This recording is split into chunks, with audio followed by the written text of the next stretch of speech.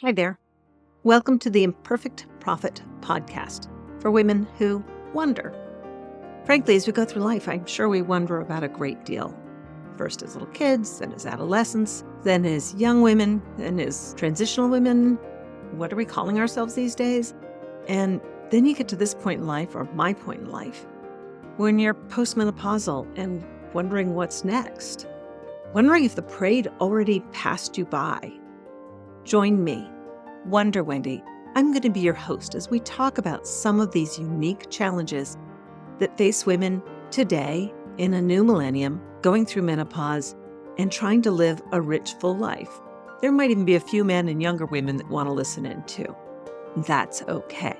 But there's a roller coaster and we're all on it. And I'm going to be your guide to help you figure out when you should close your eyes, when you should hang on, and maybe we'll explore some ideas for what works for you if it doesn't work for me, or vice versa. So join the conversation, pick up your favorite beverage, and we'll talk to you soon. Welcome to the Imperfect Prophet. Cheers, I'm home again. And I actually started writing notes for this episode while I was still traveling, because I'd reached that magical moment where I was ready to be home. Do you know that moment? You're enjoying the trip, but you're still ready to be home. And for the first time in we did 3 episodes on the road, I'm back in my own home, and it's so lovely. Oh, I gotta tell you, it feels really good. You know, I've done a lot of wandering over the last few weeks. I was in the Green Mountains of Vermont, the rich history of the Hudson Valley.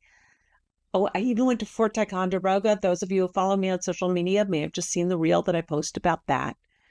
You know, I hadn't been there since I was in grade school, but, recently we were watching Outlander, which has a lot about the Revolutionary War, and I said, hey, we're going to be driving right by Fort Ticonderoga. Should we go there? So we did. And then we went to a wedding down in the Hudson Valley, and we went to Manhattan.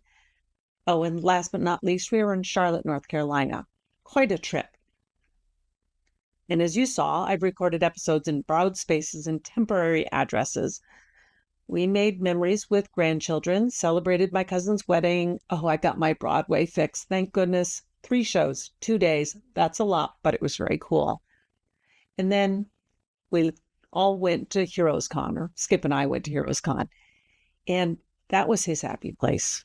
I've discovered in our years together that the comic book culture that is part of that event is filled with extraordinary artists, and we've made friendships that have enriched my life too. This big, whole epic trip for almost 3 weeks. Oh, I loved almost every minute of it. But as much as I believe in saying yes, here's another truth about the wonderful bucket list life. Sometimes after we've wandered and wondered, whether it's a long day, a long weekend, or a multi-leg adventure that lasts several weeks, it's time to return home. And that's okay. Recovery is not failure. It doesn't mean I've lost my sense of adventure. Even youngsters need a rest. So this has nothing to do with being old or, shall we say, boring. There's nothing wrong with returning to the nest once in a while. It's not retreat, it's recovery. And that's just part of the rhythm. Athletes understand this. Now, I'm not a runner. In fact, I've said it before. If you ever see me running, you probably should be running too, because something is probably chasing me. And whatever it is scary enough to convince me that running is a good idea. Anyway. I've heard it said that no one trains for a marathon by running hard every single day. Rest days are not regarded as failures. They're actually part of the training regimen. Taking a day for recovery isn't lazy. It's essential. In fact, the rest is part of the training. And that much I do know from my yoga practice as well. When I need a day, and hopefully only one, I know that it's a signal and it deserves to be honored. But I also know that the answer isn't abandoning the practice. I don't want to beat myself up for taking a day off. but I do make sure that I have a plan for getting back on the mat. Mm-hmm. Now, it may seem contradictory, but muscles don't actually get stronger while you're working on them. They build their strength when they're recovering. And I've learned that someday my body asks me to push just a little bit harder, and other days it asks me to be gentle. And wisdom, what we're going to talk about for the rest of this episode, is learning the difference. And when I return after some time away, like going back to yoga yesterday after nearly 3 weeks away from the mat, well, it's a little uncomfortable. So I took it slow. I wasn't trying to prove anything. I was just letting myself be present and be back in the practice. I was happy to reconnect with my body, even though my body occasionally said, what are you doing? And I was happy to explore my range of motion, even though my body occasionally went, well, we haven't done that, whatever that might be. And in this case, it's just raising my left arm over my head much while we're traveling. I got to notice what needs attention and give it the attention it needs. It wasn't about pushing. It was just about being present.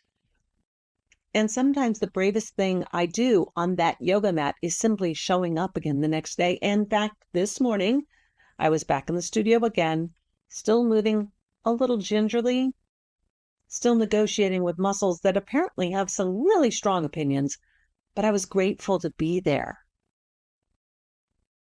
So, is life the same way? Maybe the seasons of quiet are part of the adventure. What if coming home isn't what happens after the story?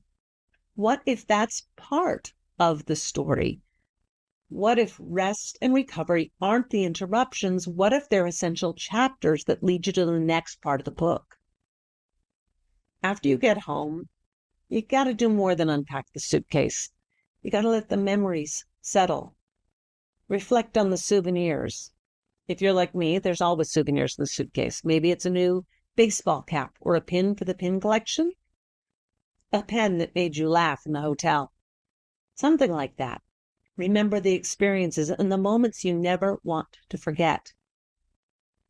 Ruminate. I love that word, ruminate, about the long conversations over meals that happened and deepened old friendships when you were able to connect on the road. Ooh, how about the joy of venturing into the yard with a big knife to harvest the rhubarb? I got to do that back in Vermont. If you know how much fun that is, you know. And then I baked a rhubarb pie using that rhubarb, and my mother had taught me how to do that. That was real nice to spend some time with her. We talked about the ghosts a couple weeks ago. You got to let that gratitude grow. Gather your strength for whatever comes next. Because perhaps that's what makes the next thing possible. That reforging, that time away, that time reflecting. Like I said, wander, wonder, repeat. Sometimes the sweetest words in the English language are, I'm so glad we went. And right behind them, oh, it's so good to be home.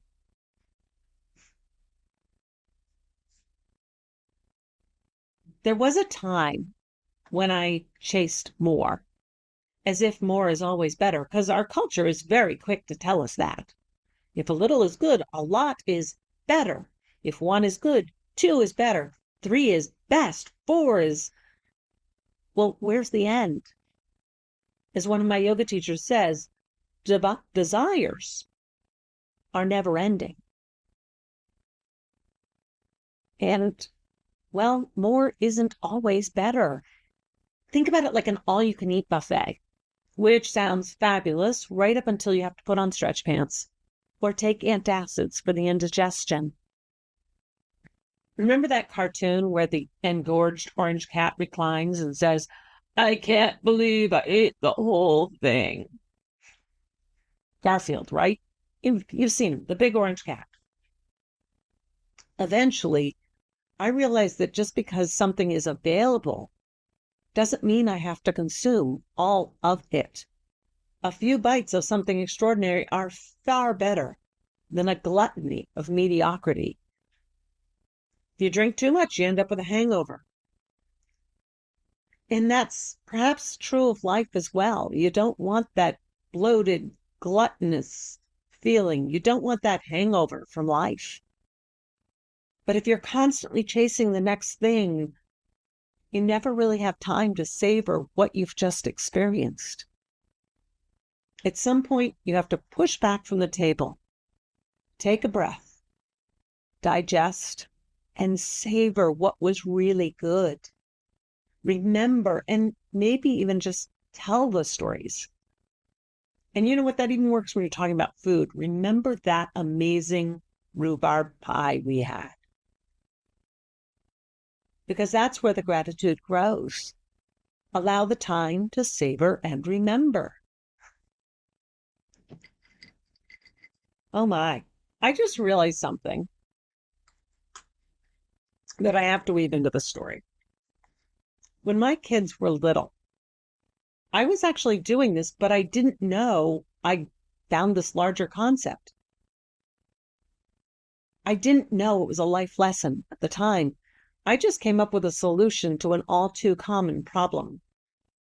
And that bigger lesson just barely hit me between the eyes. As a young mom, I discovered that the trip home from anything, whether it was a day trip or a longer trip, was often marked by complaints. The kids were tired, hungry, possibly dirty, and it would have been really easy to let that become the memory of the entire adventure. And at that moment, I was not trying to impart wisdom. I was just trying to survive the ride home. So I started asking different questions in the middle of all that complaining. I'd look at them and go, what was your favorite part of today? Do you have a favorite memory about this trip? And almost immediately, I could watch the mood in the car or the plane or the bus or whatever vehicle we were in changing. Talking about the activities that brought them the most intense reactions, happiness, fear, laughter, or how about the foods that were particularly good, both the new experiences and the old favorites? Oh, and how about that baby who didn't cry on the plane because of a magic potato? Oh, you probably had to be there for that one. I don't even know how to explain it. I still don't quite understand it myself, but I saw it. These were the conversations and observations that made me realize that my children were growing up. And the unexpected moments when we laughed until, well, the snot ran. You've had that moment. I hope you've had that moment. It's such a glorious moment when you laugh until your nose is running. And how about the stories that made absolutely no sense to anyone else but someone who became part of our family folklore? You know, like the magic potato. To this day, whenever we hear a fussy child, somebody will inevitably say they need a magic potato. And in the retelling of the adventure, the memory of the laughter and the tears and the exceptional feelings, something remarkable happens. The exhaustion and discomfort fade into the background. The stories become bigger than the inconveniences. Perhaps that's another reason we need a season of returning. Not necessarily returning to the vacation, returning home again, returning to the place of rest. And these tools, this looking back and reframing the question, it isn't just for moms with young children. I've found it works pretty well with adults too. Maybe we all benefit from asking ourselves the same questions. What was your favorite part? What memory do you want to keep? In that rest, we get the time to revisit those memories. And here's something nobody else talks about. Re-entry. Ugh. Coming home from a trip, even if it's a day trip, but definitely if it's a longer trip, takes more than a minute. Sometimes we call it jet lag, but it's more about, well, re-entry. You have to go through that process. How did my clothes get that stinky? That moment you open the suitcase and go, oh, what did we do? And why is there already laundry in the hamper? We just got home.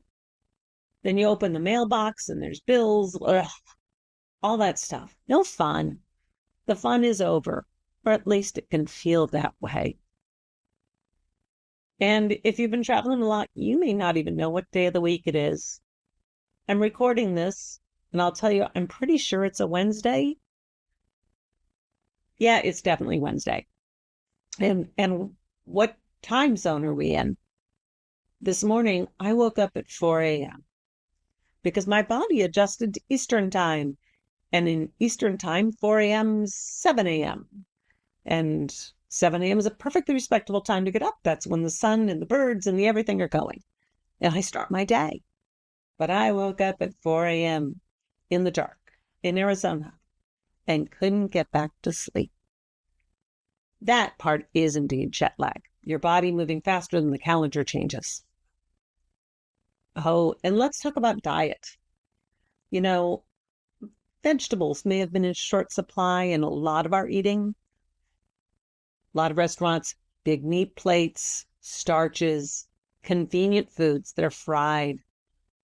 I need to get some more vegetables back into my digestive system.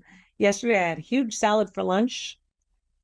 I think that was yesterday. Yes, it was yesterday because we came home Monday and today's Wednesday. I'm trying to reestablish the routines. Yoga helps with that. Perhaps we need to give ourselves permission. Yeah, we need to give ourselves permission to re-enter slowly.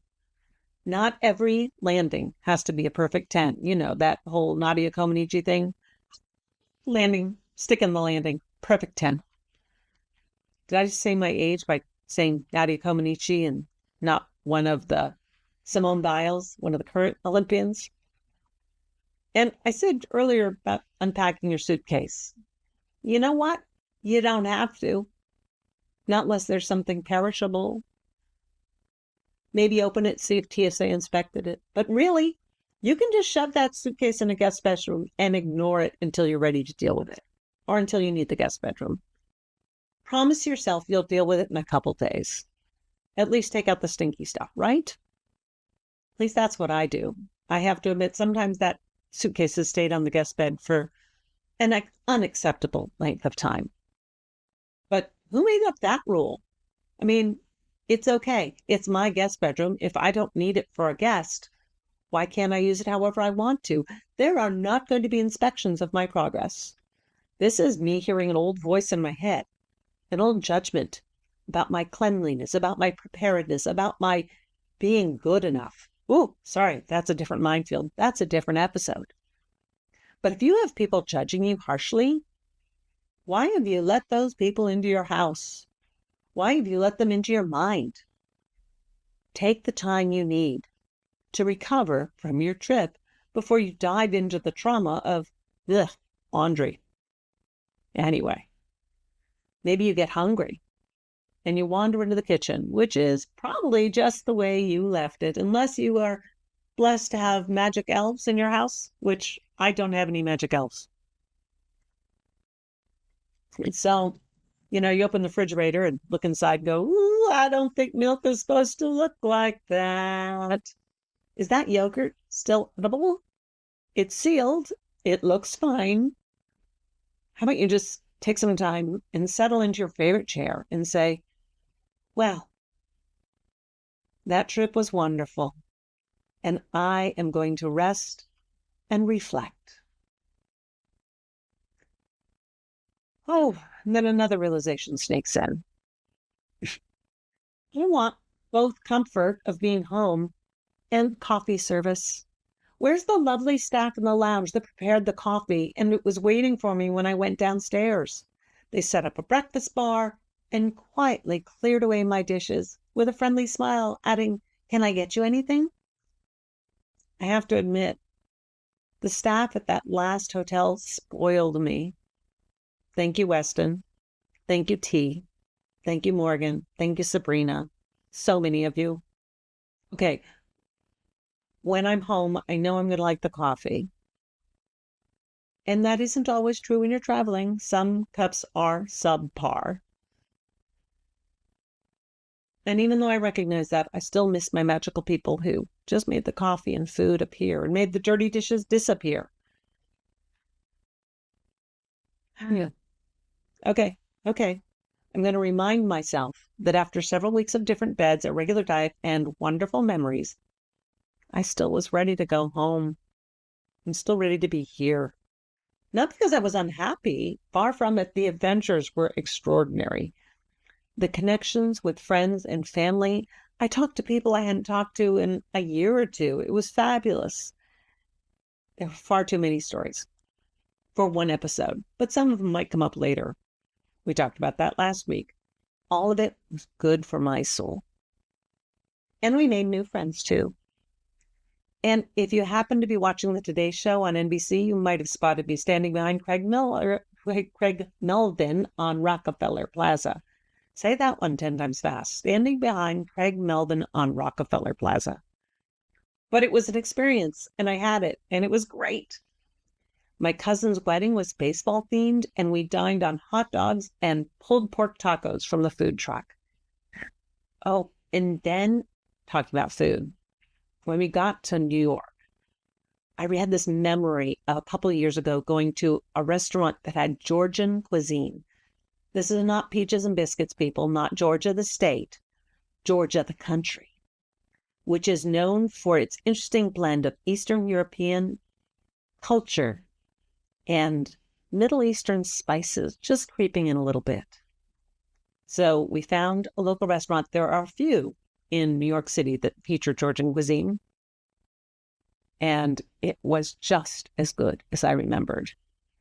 And the wine, it's unique because it's been aged in clay pots, which is tradition that is millennia old. Some of the earliest wine production in the globe is recorded in Georgia. Just saying. At least that's what they told me. I'm not going to believe it. But the savory goodness of that meal. I'll have to go back. And my fitness suffered. Some days I fell way behind on my step count. It was like, did I even stand up today? What was going on? And other days, especially in Manhattan, I blew it out of the water. 25,000 steps. Ouch, the blisters. Ugh, paid for it. Still got one on my toe. And like I said, I was starting to feel the need for my yoga practice after close to 3 weeks away from yoga. It was so bad that I went to pick up my suitcase the day we were leaving for the airport to come home, and I couldn't even pick it up. It just had that critch in my back. Critch, what do you call that?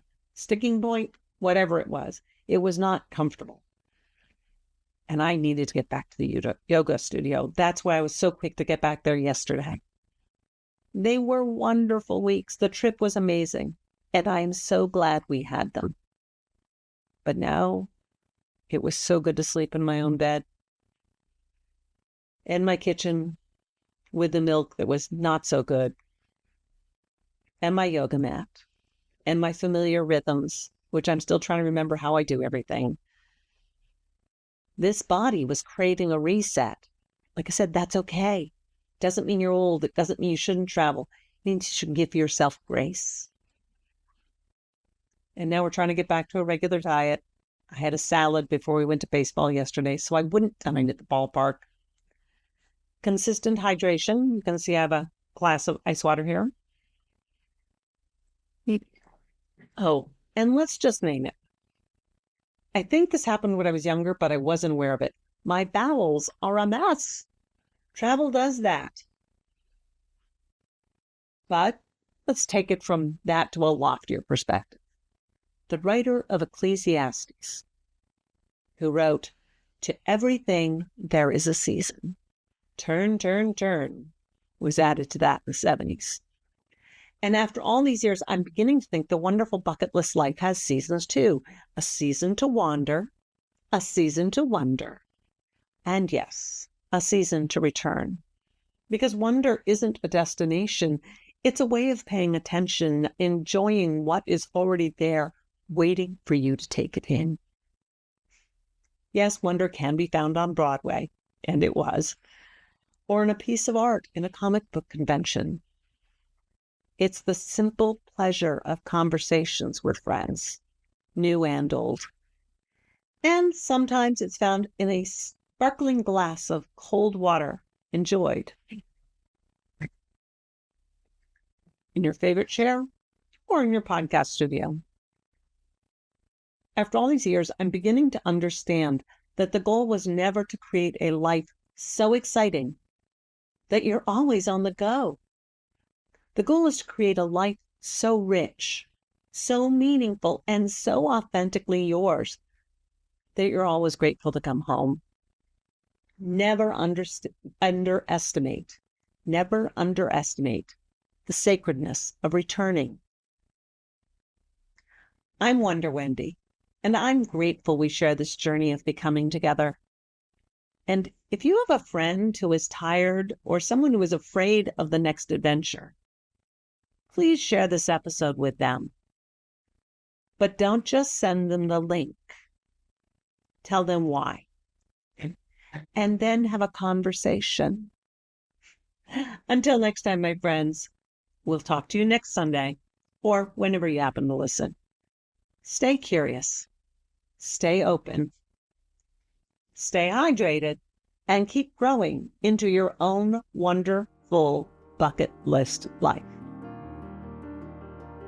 Like what you heard here today? Then we should be friends. I suggest you join my Facebook group. It's a good way to connect. We can have a conversation, ask me questions, whatever you want to do. It is called the Wonderful Bucket List Life. That's Wonder-Full Bucket List Life.